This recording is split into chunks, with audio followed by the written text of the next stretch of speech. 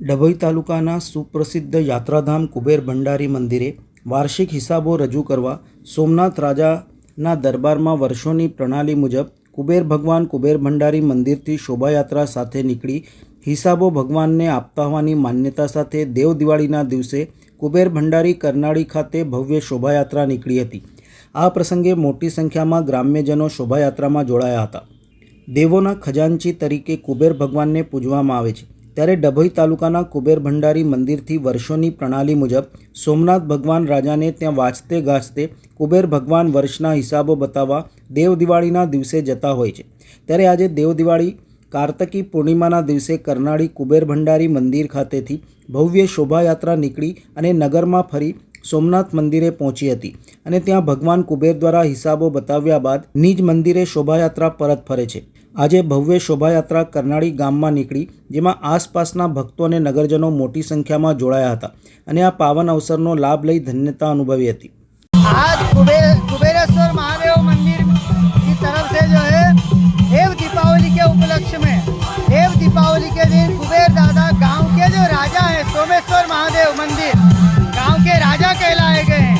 वहां पर वो वार्षिक हिसाब के चोपड़ा दिखाने के लिए गाजे बाजे के साथ पूरे गांव समाज के साथ सब लोग वहां पर जाकर के गांव के जो राजा है सोमेश्वर भगवान उनको हिसाब का चोपड़ा दिखा के वहां पूजा आरती करके कुबेर दादा अपने कक्ष में वापस आते हैं।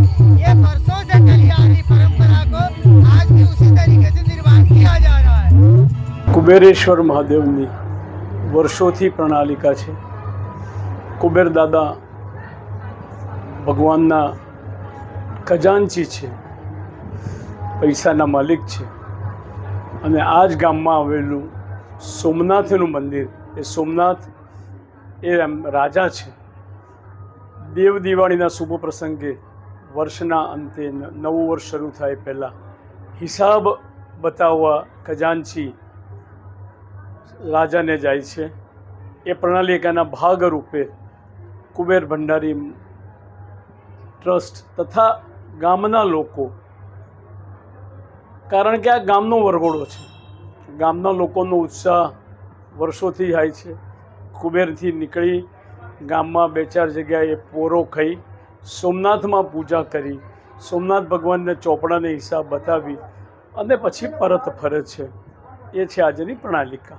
સમાચારોના સતત અપડેટ મેળવવા માટે લોકમત ન્યૂઝને યુટ્યુબ ઉપર સબસ્ક્રાઇબ કરો, બેલ આઇકોન દબાવો અને અમારી સાથે જોડાયેલ રહો ફેસબુક, ઇન્સ્ટાગ્રામ અને ટ્વિટર ઉપર।